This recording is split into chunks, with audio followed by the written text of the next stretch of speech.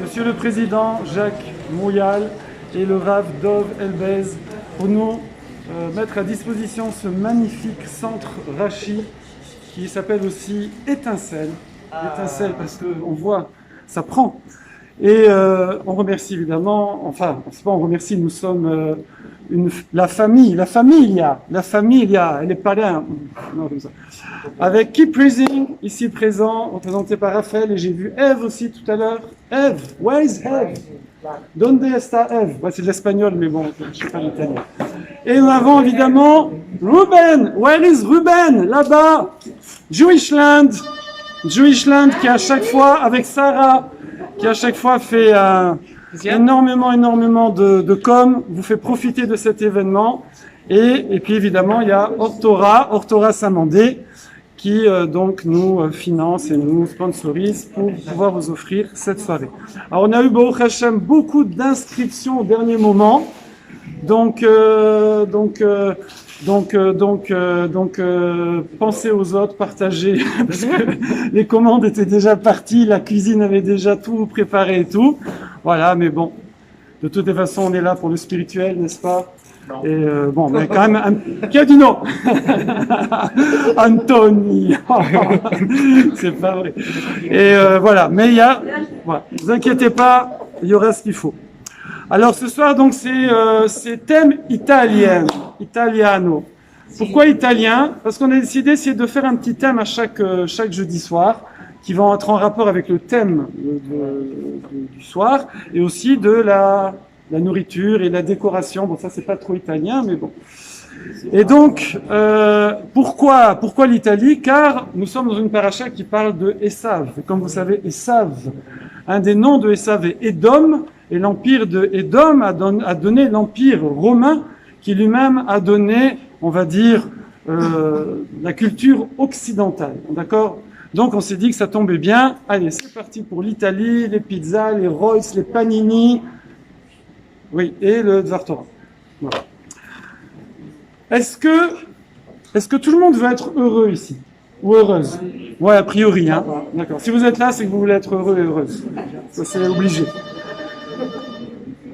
Il faut savoir que la Torah, elle nous demande de travailler nos traits de caractère, qu'on appelle les midot. C'est les traits de caractère.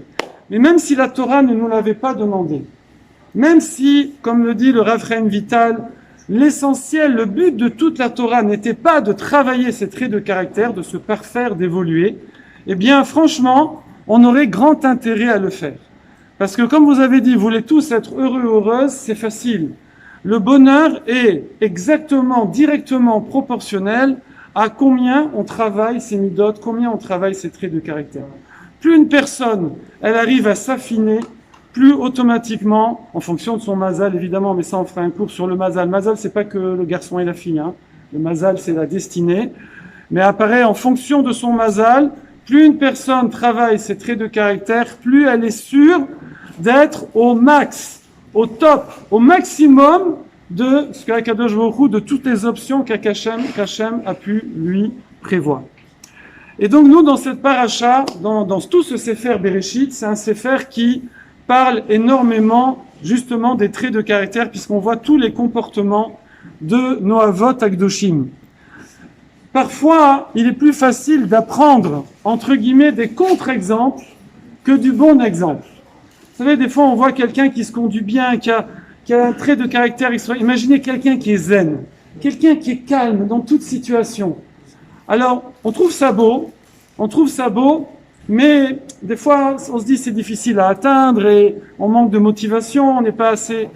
Par contre, quand on voit quelqu'un qui se met en colère pour des bêtises, bêtement, qui sort de ses gonds, comme on dit, alors là, on réalise combien c'est, on dit en hébreu, mégouné, combien c'est repoussant, quelqu'un qui est coléreux. Et ça, des fois, ça peut nous motiver plus le contre-exemple que le bon exemple. Il faut utiliser les deux, évidemment. Mais parfois, le contre-exemple, c'est plus facile, c'est plus motivant, c'est plus accessible et ça nous booste. Je dis vraiment, j'ai pas du tout envie de ressembler à ça. Et du coup, on va à l'opposé et c'est ça qui peut nous faire évoluer. Et là, la Torah, elle va nous parler d'un contre-exemple célèbre qui est, hélas, quelqu'un qui aurait dû être dans la lignée du peuple juif, qui est Esav. Esav, normalement, aurait dû faire partie du peuple juif, évidemment. D'accord? C'est le fils de Yitzhak Avinu, le petit-fils d'Abraham. Et donc, normalement, il faisait partie de la familia. D'accord? Alors, on voit que chaque peuple, quand on a dit que Esav va donner Édom, qui va donner Rome, qui va donner l'Occident, on sait que chaque peuple a ses fondateurs. Chaque peuple va tirer ses origines dans un homme au départ, souvent, des grands hommes, des leaders, qui vont donner l'impulsion, qui vont donner la culture, qui vont donner le way of life, qui vont donner, on va dire, les caractères dominants de ce peuple. Parce qu'on ne naît pas comme ça, on tombe pas avec les cigognes, vous savez, qui parachutent les bébés. On provient comme ça, il y a une filiation, et il y a des exceptions partout, évidemment, il y a des bons, des mauvais partout, comme on dit, mais forcément, il y a quand même une direction qui est prise dans chaque nation, et Édom, lui, a donné une direction dans la nation occidentale. Alors, c'est sûr que de nos jours, c'est beaucoup plus nuancé. Pourquoi c'est beaucoup plus nuancé qu'avant? D'abord, premièrement, depuis longtemps, au 7e siècle avant l'ère chrétienne, on a comme ça Sancheriv. Sancheriv, c'était un empereur. Et il a été Mebalbel ou Bilboul. Vous sentez que ça roule. Il a mélangé toutes les populations. Il a mélangé, il a mis cela ici, etc. Au point que, par exemple, dans la halakha, dans la loi, il y a certains peuples qui, lorsqu'ils se convertissent, ont des lois spécifiques. Par exemple, ceux d'origine d'Égypte, Mitzrim, ou de Ammon, ou de Moab, oui, ou de Édom. Mais comme Sancheriv a mélangé toutes les populations, comme le Rambam dit, en Égypte, depuis déjà, donc, avant l'ère chrétienne, ce ne sont plus des Égyptiens. Toutes les populations ont été mélangées. Donc ça, déjà, ça a un petit peu brouillé les pistes. Maintenant, de nos jours, dans notre monde moderne, les pistes ont été encore plus brouillées, si on peut dire. Puisque on voit dans les frontières se sont ouvertes, on était en voyage à La Rochelle. Où est Axel? Axel est là, Alexandre est là, on était à La Rochelle il y a quelque temps, et il y en a qui étaient avec moi aussi cet été dans les Alpes, et il y a des sites touristiques. Et ces sites touristiques, c'est quoi? Des blocos, des prisons militaires, des endroits, des champs de bataille. Et on vient là, et il y a des touristes italiens, les touristes français, les touristes allemands, les touristes belges, si vous voulez. On est là et on prend tous des photos, on se fait des selfies ensemble. Et quand on réfléchit, combien de gens se sont étripés sur ces sites? Combien de populations européennes, qui sont tous venant de Édom, se sont étripés pendant des siècles et des siècles, et maintenant on est tous là en train de faire du tourisme et de sympathiser, de fraterniser. On voit, Baruch Hashem, tant mieux. Et donc on voit de nouveau que l'économie maintenant elle est planétaire, avec Internet, avec maintenant le télétravail qui a été propulsé avec ce qui nous est tombé ces dernières années. Les gens maintenant ils disent, moi, je peux aller habiter n'importe où et je continue à travailler à Sarcelles, oui, mais j'habite à Honolulu, c'est plus sympa, ou à La Réunion, ouais. Voilà. Donc tout ça, ça a un petit peu brouillé les pistes. Malgré tout, il reste quand même des grands courants. C'est plus par continent maintenant, le continent asiatique, la mentalité asiatique, le continent européen, l'Occident, l'Afrique, le Moyen-Orient. Donc il reste comme ça encore des grandes dominantes. Et ces parachiotes qui vont nous décrire le caractère du fondateur de chaque nation, et savent, par exemple, pour l'Occident, vont nous donner les racines de la culture qui correspond à ces grands courants. On dirait un cours de géopolitique, hein. Je suis désolé, bon. Ne vous inquiétez pas, ça va, j'ai presque fini cette partie d'introduction. Voilà, et la Torah écrite et la Torah orale va nous donner énormément d'enseignements sur le caractère profond des nations. À quoi ça sert? Ça sert parce que ça sert déjà pour pouvoir gérer les relations, mais également parce que nous, le peuple juif, nous sommes en exil. Nous sommes dans le 4e exil, sans compter celui d'Égypte. Et il y a même un exil dans l'exil actuellement, mais c'est pas le sujet. Et Une des fonctions de notre présence comme ça dans les nations, parmi les nations, est de, entre guillemets, subir l'influence des nations, de leur caractère spécifique, et en même temps d'y résister et de mener l'influence de la Torah et de la volonté divine, et de corriger les choses tout en ayant comme ça une osmose, d'accord, un échange. Et donc on a besoin de savoir quels sont les caractères de chaque nation. Voilà, tout ça c'était juste l'introduction, mais nous on va se pencher plus sur notre vie quotidienne, plus que sur les grands courants comme ça internationaux, mais je vais quand même donner cette dimension de la Torah qui nous explique effectivement en partant de Esav, qu'est-ce que ça va créer comme culture par rapport à l'Occident ou par rapport à d'autres nations. Alors maintenant, si on se penche sur Esav, en tant qu'individu, nous, on a une image de Esav, elle n'est pas facile à cerner. Des fois, on nous dit qu'il était violent, qu'il était criminel, on nous dit qu'il capturait des femmes, on nous dit qu'il trompait, qu'il chassait, enfin des choses un petit peu étranges. Quand on rentre dans les explications de la Torah orale, des fois c'est plus nuancé, on nous dit non, mais c'est au sens figuré, c'est pas au sens propre. Bon. En tout cas, il y a une chose qui nous frappe, c'est que la Torah va nous donner des petits détails, mais vraiment des détails insignifiants. Alors, comme ça, c'est quoi les détails? Par exemple, on nous dit qu'il était roux, admoni. Il était roux. Bon, qu'est-ce que ça peut faire? En quoi ça joue? Ensuite, on nous dit il avait Kaderet Sahar. Il est né avec beaucoup de cheveux. Moi aussi, j'ai une de mes 8 filles. Elle est née avec plein de cheveux, comme vous. Ouais. Elle est née bébé. Au lieu d'avoir le petit duvet de bébé, là, on aurait pu faire une couette. C'est pas une blague, hein, ce que je vous dis. On aurait pu faire une couette déjà avec ses cheveux. Ça arrive, oui. Pourquoi la Torah elle nous donne ce détail-là? Ensuite, on nous dit c'était Yodéat Saïd. Il connaissait la chasse, c'était un chasseur. Bon, c'est très intéressant de savoir qu'il aime bien chasser. Ishsadeh, il aimait être dans les champs. Bon, pourquoi pas. Après, on nous donne des petits détails comme ça, on nous dit quand il avait 15 ans, il est rentré à la maison, il était fatigué. Non mais vous voyez, dans les détails où on va. C'est-à-dire que la Torah, des fois, est tellement elle traite des sujets, je veux dire, énormes, qui concernent l'humanité. Et là, on nous dit, bon, quand il avait 15 ans, il est rentré à la maison, il était fatigué, et Yaakov avait nous, son frère, cuisiné des lentilles. Imaginez, on est en train de donner des détails pareils. Des lentilles rouges, c'est important, oui. Et comme vous le savez, il a demandé, donne-moi, mi Adam Azé, de ce rouge, Aliteni, il lui a dit, donne-le-moi comme ça dans la bouche, tellement il était fatigué, il ne pouvait pas prendre une cuillère et manger dans l'assiette.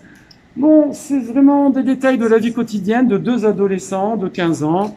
En quoi ça peut concerner toute l'histoire de l'humanité et comment, sur ces petits faits, ces petits détails de la vie quotidienne, on peut baser autant d'enseignements dont on va en voir quelques-uns et autant de directions, de principes d'éducation que l'on va tirer. Éducation, quand je vous dis éducation, vous dites non, attendez, on n'est pas parents encore, hein, vous êtes trompés de... Non, d'abord, il y a quelqu'un qui était venu voir Rav Kanievski, il avait, je sais pas, 25 ans, 26 ans, il lui a demandé, voilà, ma femme est enceinte, je voudrais savoir à partir de quel âge vraiment il faut se mettre à fond dans l'éducation de notre futur bébé.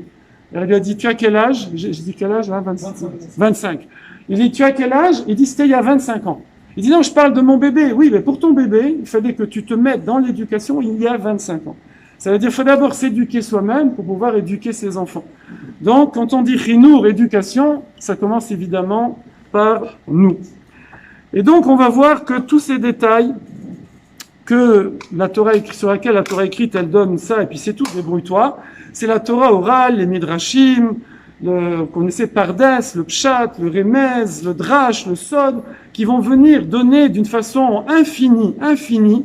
On pourrait étudier rien que ce sujet pendant des mois et des mois et des mois, d'accord, toute la journée, qui vont donner des enseignements de plus en plus profonds pour comprendre, apprendre et savoir comment vivre, comment s'éduquer, comment évoluer.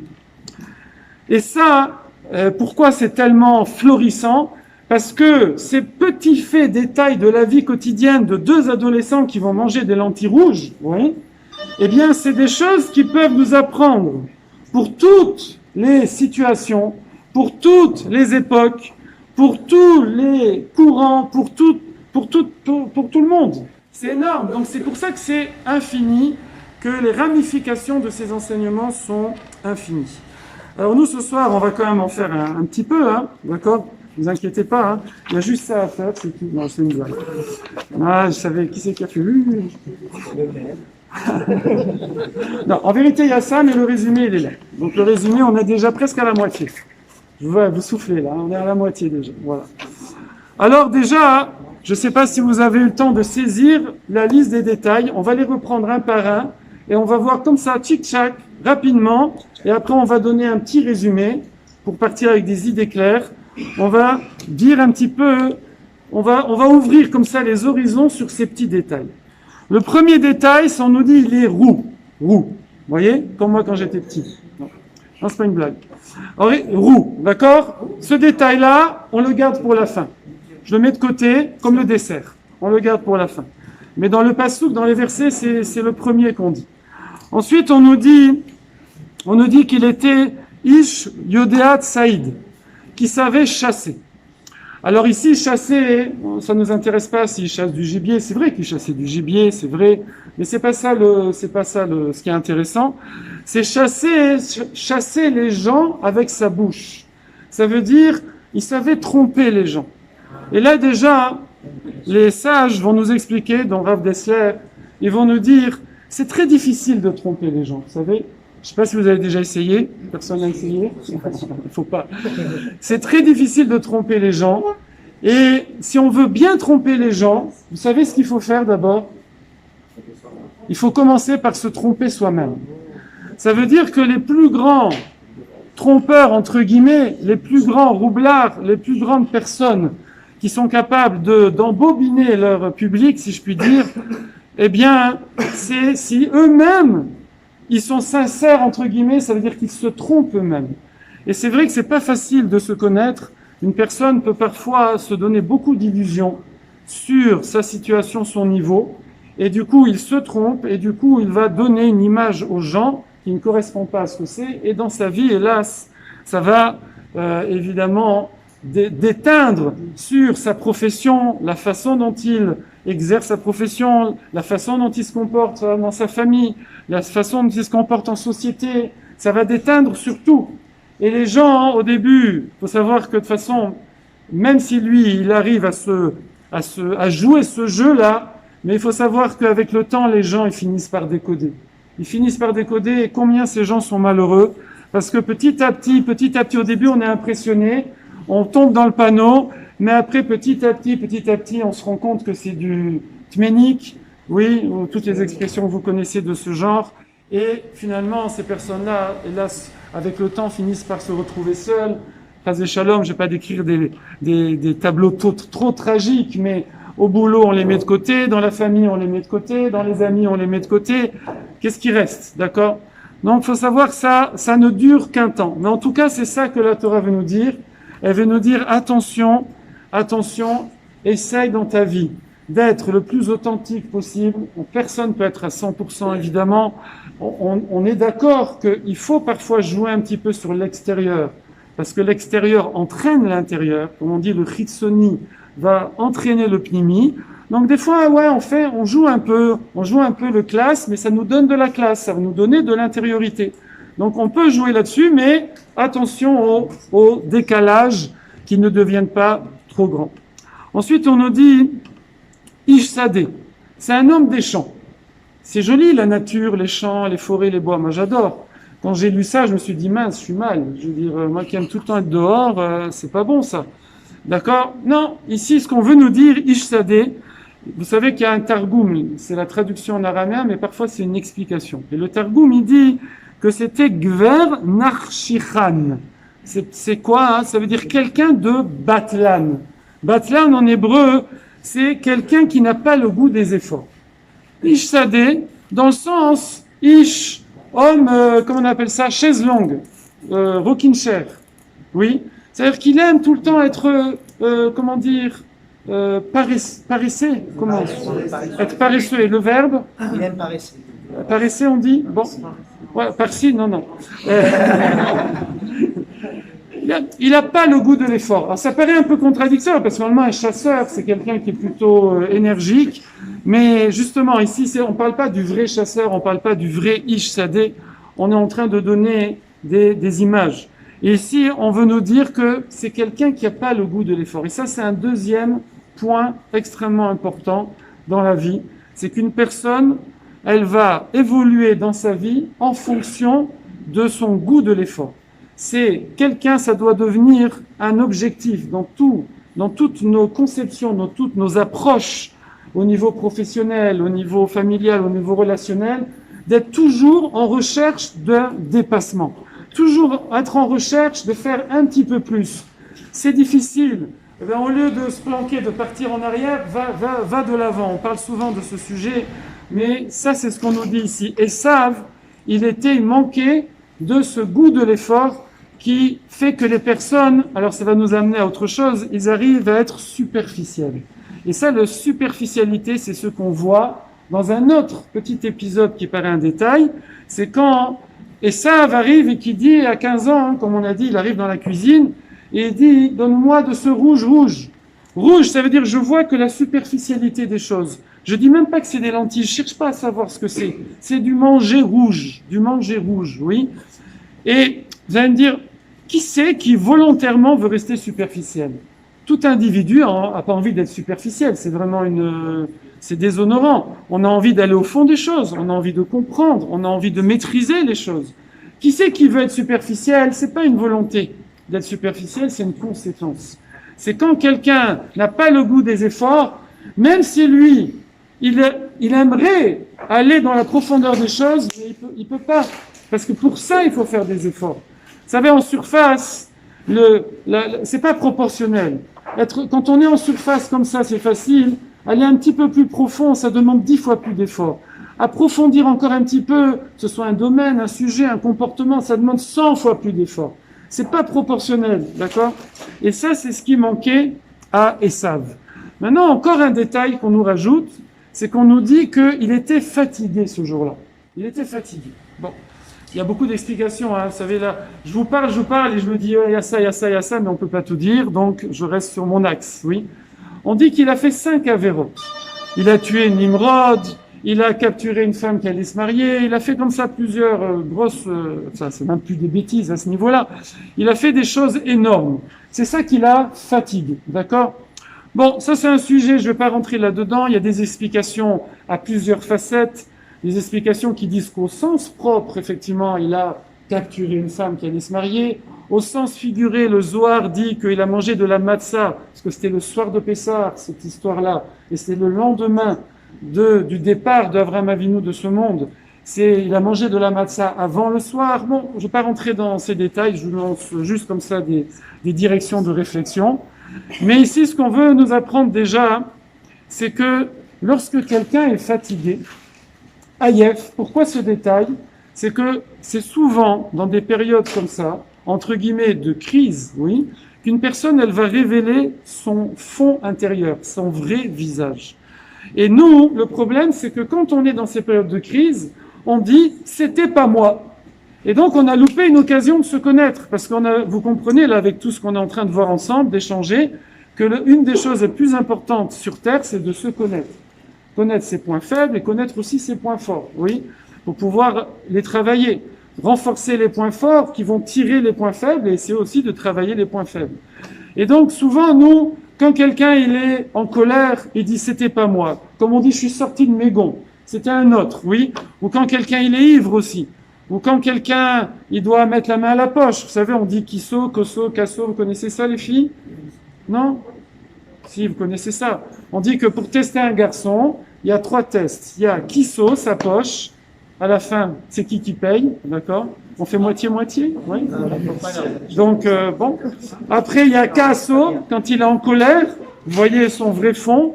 Et kosso, c'est quand il a bu, vous voyez son vrai fond. Donc, vous prenez un type, d'accord? Vous l'amenez à un bar, vous lui faites boire suffisamment. Ensuite, vous le renversez un verre dessus pour qu'il s'énerve, il est un petit peu truqué, et là, vous lui demandez de payer. Et là, vous verrez le scan, vous avez le résultat. Hein? Excusez-moi les garçons, j'avais oublié que vous étiez là, je m'adresse aux filles. Bon, c'est pareil, ça marche aussi dans l'autre sens. Bon. En tout cas, ici le principe, c'est que lorsqu'on est dans des situations un peu difficiles, nous aussi, voilà, quand on était en voyage, des fois on était dans des situations difficiles, c'est là, au contraire, que je vais pouvoir me faire une introspection. Que je vais pouvoir... Alison a dit « Ah oui, c'était difficile, ah oui. Ah oui, oui, là je me suis... » Alors eux, ils ont pris un risque terrible. Parce qu'ils sont venus en couple. Ils sont venus en couple faire du trekking, du bivouac. Donc c'est terrible, parce que là, on voit tout l'intérieur de la personne, au sens figuré. On voit qu'est-ce qu'il est capable dans des situations difficiles, comment il réagit. Et là, on voit le vrai caractère de quelqu'un. Bon, Hachem, ça a tenu, puisque on est en train de se préparer pour le mariage. Donc, bon, Hachem, Mazel Tov, voilà.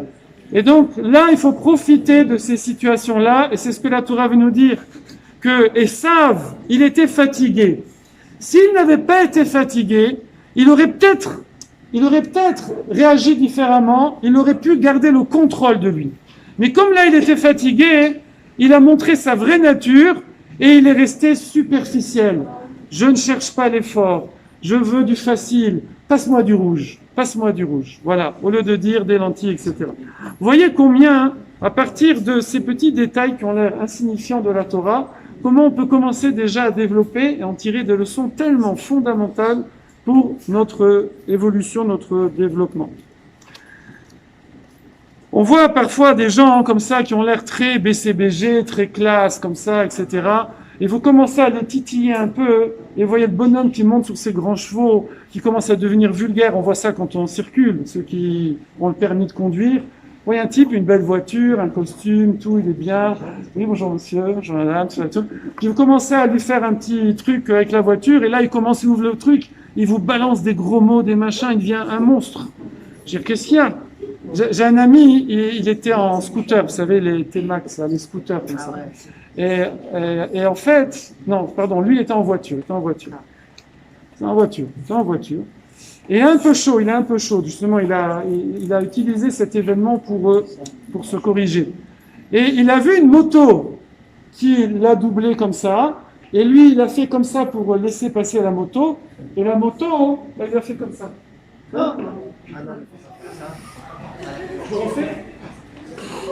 Je vous assure que c'est un copain à moi, un rabbin, hein. Et ben, il l'a suivi, hein. Il l'a suivi en voiture, il l'a rattrapé, et il était furax. Il lui a dit, attends, je te laisse passer, tu me fais ça. Et le motard, il lui dit, excusez-moi monsieur, c'est un code entre motards, ça veut dire merci. Merci, voilà, il y avait motard ici. Ça veut dire merci, oui. D'accord. Donc vous aussi, pardon, ouais. Quand votre mari vous fera un truc sympa, vous lui direz, et vous l'expliquez avant, hein, parce que sinon il va pas. Ouais, voilà, parce que, voilà, exactement. Quel est votre prénom? Charlet. Voilà, c'est logique. S'il peut pas faire merci avec la main, il tient le guidon. Voilà. Enfin, le guidon, on dit ça. Donc ça, voilà, ça c'est l'intérieur d'une personne. Le Sabbat Mikelem, il pose une question fondamentale que je crois que vous êtes tous posée, moi aussi. C'est pourquoi l'évolution des animaux est tellement rapide et sympathique. Je ne sais pas si vous avez déjà vu un petit veau, une vache mettre bas. Et le petit veau, très rapidement, déjà, il voit, il se met sur ses pattes, il peut téter, il se tient sa tête droite. Il a déjà la chevelure, la fourrure. Enfin, c'est un adulte en miniature. D'accord? C'est pas comme ça chez tous les animaux. Voilà. C'est pas comme ça chez tous les animaux, bravo. Mais beaucoup d'animaux, ils sont très vite à l'état adulte. Alors, votre prénom? Comment? Naomi. Voilà. Vous avez compris, à chaque fois que vous dites quelque chose, je demande votre prénom. Donc, si vous voulez dire votre prénom, vous dites quelque chose. Donc, c'est vrai que c'est parce qu'ils vivent dans un milieu qui est agressif, et donc il faut qu'ils puissent vite avoir un petit peu se défendre, etc. Ouais. Mais il y a aussi une autre raison, parce qu'il y a toujours plusieurs raisons à un phénomène, et le Sabbat Mikelem explique, oui, évidemment par opposition à l'être humain, où le bébé, walou, il voit rien pendant, je sais plus, une semaine. Ensuite, la tête, il faut attendre je sais pas combien de mois avant qu'il tienne sa tête. Marcher 2 ans et aller aux toilettes et tout ça. Enfin bref. Et la chevelure, enfin ça met combien d'années, la barbe comme ça, 20 ans. Donc pourquoi l'évolution de l'être humain? Pourquoi l'être humain est tellement comme ça impuissant, tellement soumis aux adultes pendant combien de mois, d'années, alors que c'est pas le cas des animaux? Oui. Et le Sabbat Mikelem, il dit pourquoi c'est comme ça? Comment? Alors c'est vrai, bravo, Naomi, deuxième, pour qu'on puisse faire chesed. Parce que c'est vrai que les parents, vous savez que la racine de aimer, ahava, c'est hav, c'est donner, donc ça permet aux parents d'avoir, ils ont un amour naturel, mais de renforcer encore plus cet amour parce qu'ils vont donner à l'enfant. Mais c'est également pour l'enfant, parce que si l'enfant était rapidement adolescent, on va dire, au bout de quelques mois, eh bien, il ferait comme ça, oui, à ses parents, mais pas pour dire merci. Il ferait comme ça pour les envoyer balader, d'accord? Ce qui se passe en général vers l'adolescence, qu'on appelle la crise d'adolescence, qui est plus ou moins forte, oui. Et donc, il fallait que dans la nature, il y ait une assez longue période où l'enfant est soumis, il est impuissant, il est obligé d'écouter ses parents pour pouvoir l'éduquer, pour pouvoir lui transmettre ce que les parents ont besoin de lui transmettre. Et effectivement, c'est ce qui va nous permettre de comprendre un petit phénomène étonnant. C'est que, comme vous le savez, le Midrash nous dit que quand Rivka et Manu, elle était enceinte, donc elle avait les jumeaux, Yaakov et Esav, et quand elle passait devant un Beth Midrash, quand elle passait ici devant le centre communautaire Rachi Étincelle, quand elle passait ici, eh bien, Yaakov Avinu, bébé, il voulait sortir. D'accord? Comme ça. Hein. Et quand elle passait devant un monument d'idolâtrie, alors c'est Esav qui voulait sortir. Donc qu'est-ce qu'on a l'impression? On a l'impression que déjà bébé, ils ont un Yetzer Hara, un mauvais penchant. Yaakov Avinu a un bon penchant et Esav a un mauvais penchant. Ça, c'est pas possible. C'est pas possible parce qu'on nous dit que les Yetzer Hara, c'est seulement à partir de la naissance.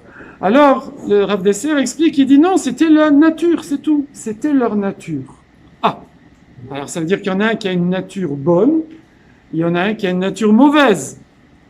C'est pas très sympa. Comment Hachem il peut mettre sur terre des gens qui ont une nature bonne et des gens qui ont une nature mauvaise? C'est pas gentil. Il y a des privilèges, il y a des pistons, il y a des... Donc ça c'est une question. Évidemment que non, on va répondre à ça.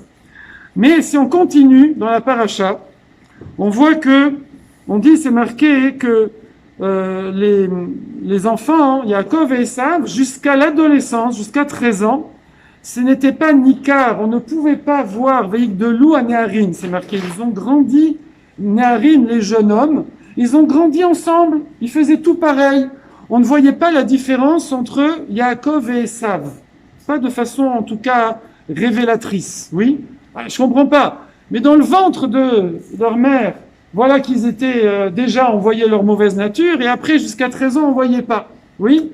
Alors, un de mes amis qui est ici présent et qui voudra surtout pas que je donne son prénom, donc je ne dirai pas son prénom, m'a donné l'explication que j'ai retrouvée effectivement dans le livre. Je regarde pas vers lui parce que je veux pas le gêner, donc je regarde vers les filles.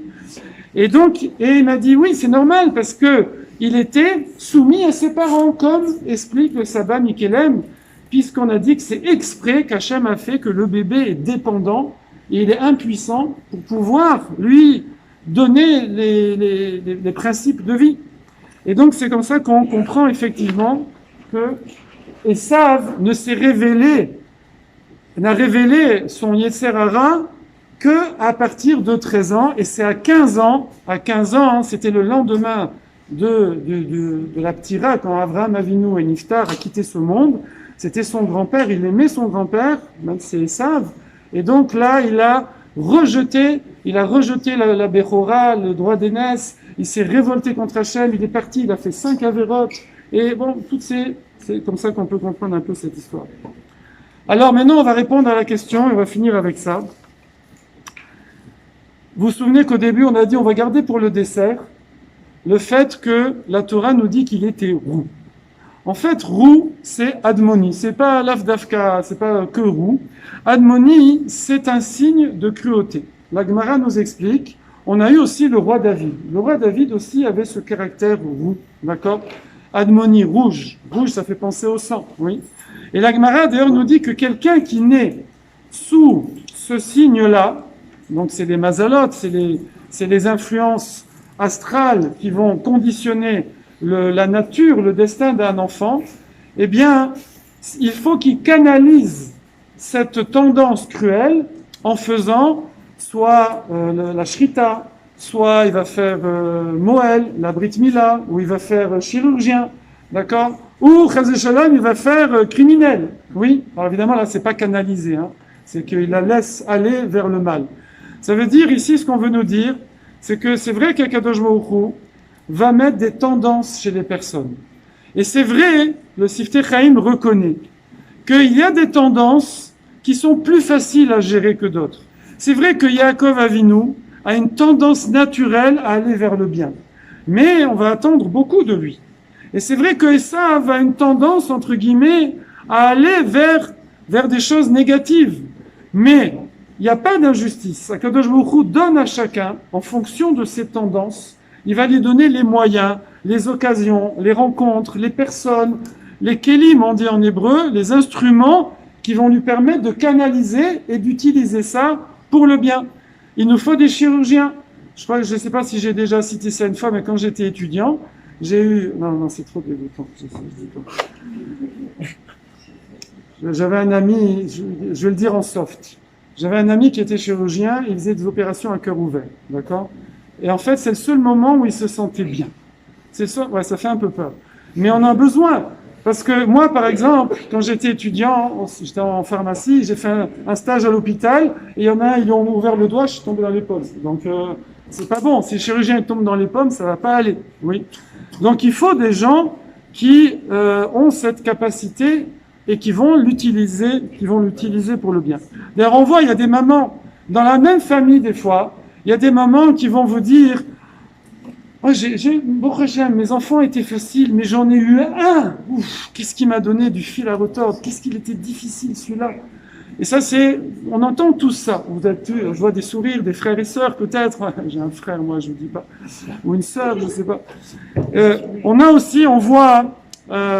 voit dans une école, ceux qui sont enseignants ou enseignantes, dans des classes, on voit bien, il y a toujours quelques très gentils, il y a les moyens, et il y a les terribles, d'accord? Les terribles, les tueurs, on se dit rien que ceux-là, je les enlève, ça devient des vacances d'enseigner.